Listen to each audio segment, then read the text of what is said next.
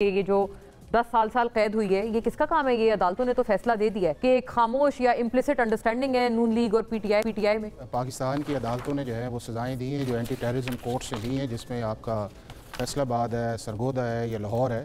اور اس کے بعد یہ ہے کہ آپ دیکھیں کہ اس کا ایک کانسیکوینس جو ہے وہ کانسٹیٹیوشنل یا پولیٹیکل تو نکلا ہے، اور وہ یہ نکلا ہے کہ جن کو سزائیں ہوئی تھیں اگر وہ ممبر آف پارلیمنٹ تھے تو وہ ڈی سیٹ ہو گئے، ڈسکوالیفائی کر دیے گئے.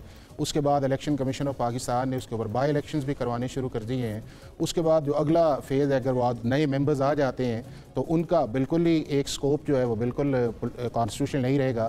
پھر اس کے بعد یہ ہے کہ اگر آپ ایبسکانڈر ہیں تو ایبسکانشن جو ہے اس کے بعد آپ اپیل بھی نہیں فائل کر سکتے. جب آپ اپیل نہیں فائل کر سکتے تو اگر آپ سمجھتے بھی ہیں کہ سزا غلط ہے تو اس کو سیٹ اسائیڈ یا سسپینڈ جو ہے وہ تو ہائی کورٹس نے کرنا ہے. تو ایبسکانشنز کے ہوتے ہوئے جو ان کے لیگل یا پولیٹیکل رائٹس سے اگر وہ سزائیں سسپینڈ ہوتی تو وہ ان کے ریوائیو کر جانے تھے، ممبرز بھی انہوں نے رہنا تھا، جو ساری آپ کی پرکس پریویلیجز ہیں وہ رہنے تھے ان چیزوں کے اندر. تو جب یہ نہیں کیا گیا تو اس کا ایک فال آؤٹ آیا. اور میں یہ سمجھتا ہوں کہ کسی بھی پولیٹیکل لیڈرز اگر ہے یا اس طرح کے یہ سارے لوگ ہیں، انہیں فرنٹ پہ آنا چاہیے تھا. نمبر 1 یہ ہے کہ انہیں ان پروسیڈنگز کو جوائن کرنا چاہیے تھا. انہوں نے اینٹی ٹیررزم کورٹس کے اندر بھی سیریسلی ان پروسیڈنگز کو نہیں لیا اور ایک پولیٹیکل نیریٹو بنایا، اور اس پولیٹیکل نیریٹو کا ریزلٹس یہ نکلا کہ معاملہ جب سپریم کورٹ میں گیا، سپریم کورٹ نے ڈائریکشنز دی. اس ڈائریکشنز کے بعد انہیں سینسٹائز ہونا چاہیے تھا کہ جی ہمیں جا کے کنٹیسٹ کریں، ایک عدالت ہے، اس عدالت کے اندر آپ کا رائٹ آف آڈینس ہے، اور اگر پھر بھی وہ آپ کی بات سنی نہیں جاتی تو آپ ہائی کورٹ چلے جائیں. اسی میں آپ نے دیکھیں کہ فارمر جو آپ کے تھے انفارمیشن منسٹر سے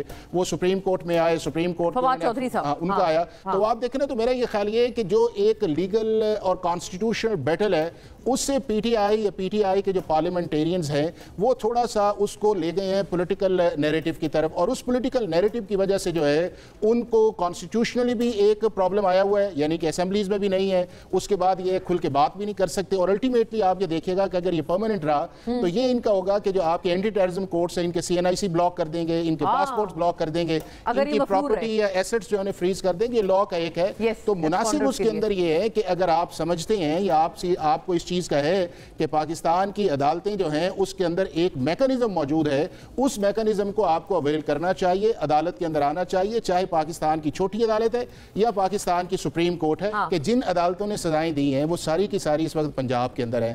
اب پنجاب کی اگر پولیس اگر کوئی بھی چیز کرتی ہے تو جو KPK کا آپ کا ٹیریٹری ہے یا ایون کشمیر ہے تو جورسڈکشن کا ایشو ہے. اور دوسرا میرا خیال ہے کہ شاید یہ بھی ایک ہے کہ اگر پولیٹیکلی اتنی چیزیں آگے چلی جا چکی ہیں کہ آپ ڈی سیٹ بھی ہو گئے ہیں، تو اگر انہوں نے اس چیز کا تہیہ کیا ہوا ہے تو پولیٹیکلی تو ڈیمیج تو ہو رہا ہے اس چیز کے اندر.